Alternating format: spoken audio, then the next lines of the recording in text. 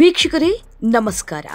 ಒಂದ್ ಕಡೆ ಈ ಮೈತ್ರಿ ಯಾವುದೇ ಪಕ್ಷಗಳಾಗ್ಲಿ ಮೈತ್ರಿ ಆಯ್ತು ಅಂದ್ರೆ ಹೊಂದಾಣಿಕೆ ಸಿಕ್ಕಾಪಟ್ಟೆ ಬೇಕಾಗತ್ತೆ. ಕಾರಣ ಇಷ್ಟೇ, ಸ್ವಪಕ್ಷೀಯರಲ್ಲಿ ಹೊಂದಾಣಿಕೆ ಇರೋದಿಲ್ಲ, ಅಷ್ಟೊಂದು ರಾಜಕೀಯಗಳಿರುತ್ತೆ. ಇನ್ನು ಎರಡು ಪಕ್ಷಗಳು ಸೇರಿದಾಗ ಏನಾಗುತ್ತೆ ಸ್ಥಿತಿ ಅಲ್ವಾ? ಸೊ ಅದೇ ಒಂದು ಸ್ಥಿತಿಯಲ್ಲಿ ಈಗ BJP ಹಾಗೇನೆ JDS ಇದೆ. ಈ ಮೈತ್ರಿ ಅನ್ನುವಂಥದ್ದು ಎರಡೂ ಪಕ್ಷಕ್ಕೆ ನುಂಗಲಾಗದ ತುತ್ತಾಗಿದೆ. ಹೇಗೆ, ಏನು, ಎತ್ತ. ಜೊತೆಗೆ ಕುಮಾರಸ್ವಾಮಿಯವರು ಈಗ BJP ಮೇಲೆ ಬೇಸರವನ್ನು ವ್ಯಕ್ತಪಡಿಸ್ತಾ ಇದ್ದಾರೆ. ಹಾಗಾದರೆ ಮೈತ್ರಿಯನ್ನು ಮುರಿದುಕೊಳ್ತಾರಾ? ಅದಕ್ಕೆ ಸಂಬಂಧಪಟ್ಟಂಥ ಎಕ್ಸ್ಕ್ಲೂಸಿವ್ ಆಗಿರೋ ಒಂದಿಷ್ಟು ವಿಚಾರಗಳನ್ನು ಹೇಳ್ತಾ ಹೋಗ್ತೀನಿ, ಬನ್ನಿ.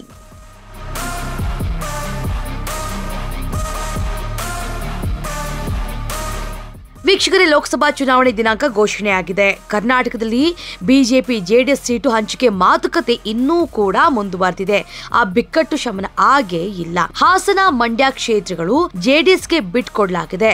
BJP ಒಪ್ಪಿಗೆ ಸೂಚಿಸಿದ್ರೂ ಕೂಡ ಕೋಲಾರ ಕ್ಷೇತ್ರವನ್ನ ಬಿಟ್ಕೊಡೋದಕ್ಕೆ ಹಿಂದೇಟನ್ನ ಹಾಕ್ತಾ ಇದೆ BJP. ಇನ್ನು ಈ ಕುರಿತು HD ಕುಮಾರಸ್ವಾಮಿಯವರು ಬೇಸರವನ್ನ ವ್ಯಕ್ತಪಡಿಸಿದ್ದಾರೆ. ಎರಡು ಕ್ಷೇತ್ರಗಳಿಗಾಗಿ ಇಷ್ಟೆಲ್ಲ ಪ್ರಯತ್ನ ಪಡಬೇಕಾ ನಾವು, ಹೊಂದಾಣಿಕೆ ಬೇಕಾ ಇಂಥವ್ರ ಜೊತೆ ಅಂತ ಬೇಸರವನ್ನ ವ್ಯಕ್ತಪಡಿಸಿದ್ದಾರೆ HDD.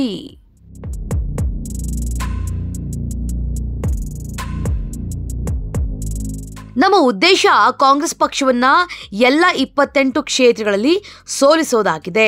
ಉತ್ತರ ಕರ್ನಾಟಕ ಭಾಗದಲ್ಲಿ ಬಿಜಾಪುರ, ಕಲಬುರಗಿಯಲ್ಲಿ ನಮ್ಮ ಶಕ್ತಿ BJPಗಿಂತ ಹೆಚ್ಚಾಗಿದೆ. ಇಂತಹ ಕ್ಷೇತ್ರಗಳಲ್ಲಿ ನಮ್ಮನ್ನ ಹೇಗೆ ಬಳಕೆ ಮಾಡಿಕೊಳ್ಬೇಕು ಎಂಬುದಕ್ಕೆ BJP ಹೈಕಮಾಂಡ್ ಜೊತೆ ಚರ್ಚೆ ಆಗಬೇಕು. ನಮ್ಮನ್ನ ಕಡೆಗಣಿಸಿದ್ರೆ ಅದರಿಂದ ಆಗುವಂತ ಪರಿಣಾಮಗಳನ್ನ ಸಭೆಯಲ್ಲಿ ಚರ್ಚೆಯನ್ನ ಮಾಡಿದ್ದೇವೆ ಅಂತ ಟಾಂಗ್ ಕೊಟ್ಟಿದ್ದಾರೆ.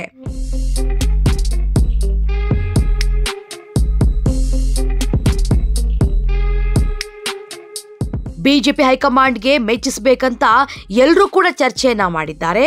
BJP JDS ಹೊಂದಾಣಿಕೆ JDSಗೆ ಹೆಚ್ಚು ಅನುಕೂಲವಾಗಿಲ್ಲ ಅಂತ ನಮ್ಮ ಮುಖಂಡರೊಬ್ಬರು ಹೇಳಿದ್ದಾರೆ. 18 ಲೋಕಸಭಾ ಕ್ಷೇತ್ರದಲ್ಲಿ JDS 3% ಮತಗಳ ಸ್ವಿಂಗ್ ಆದ್ರೆ BJPಗೆ ಅನುಕೂಲ ಆಗುತ್ತೆ. ಇದನ್ನ ಹೈಕಮಾಂಡ್ ಗಮನಕ್ಕೆ ತನ್ನಿ ಅಂತ ಹೇಳಿದ್ದಾರೆ. ಇದಕ್ಕೆ ಮುಂದೆ ಪೆಟ್ಟು ಬಿದ್ದರೆ ಅದರ ಸಾಧಕ ಬಾಧಕಕ್ಕೆ ಅವರೇ ಜವಾಬ್ದಾರಿಯಾಗ್ತಾರೆ. ಇದಕ್ಕೆ ನಾವು ಕಾರಣ ಅಲ್ಲ ಅಂತ HD ಕುಮಾರಸ್ವಾಮಿ ಹೇಳಿದ್ದಾರೆ.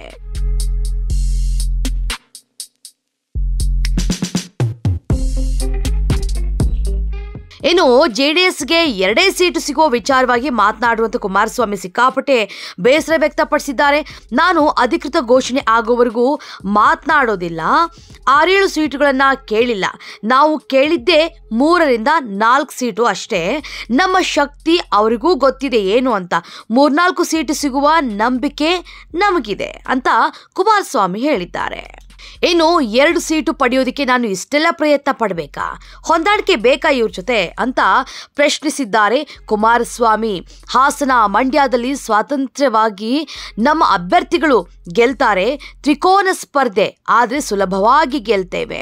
18ಕ್ಕೂ ಹೆಚ್ಚು ಕ್ಷೇತ್ರಗಳಲ್ಲಿ ನಮ್ಮ ಪಕ್ಷದ ಶಕ್ತಿಯನ್ನ ದಾರೆ ಎರೆದ್ರೆ BJPಗೆ ಪ್ಲಸ್ ಪಾಯಿಂಟ್. ಕರ್ನಾಟಕ ರಾಜಕೀಯವೇ ಬೇರೆ, ದೇಶದ ರಾಜಕಾರಣವೇ ಬೇರೆ ಅಂತ ಹೇಳಿದ್ದಾರೆ ಕುಮಾರಸ್ವಾಮಿ.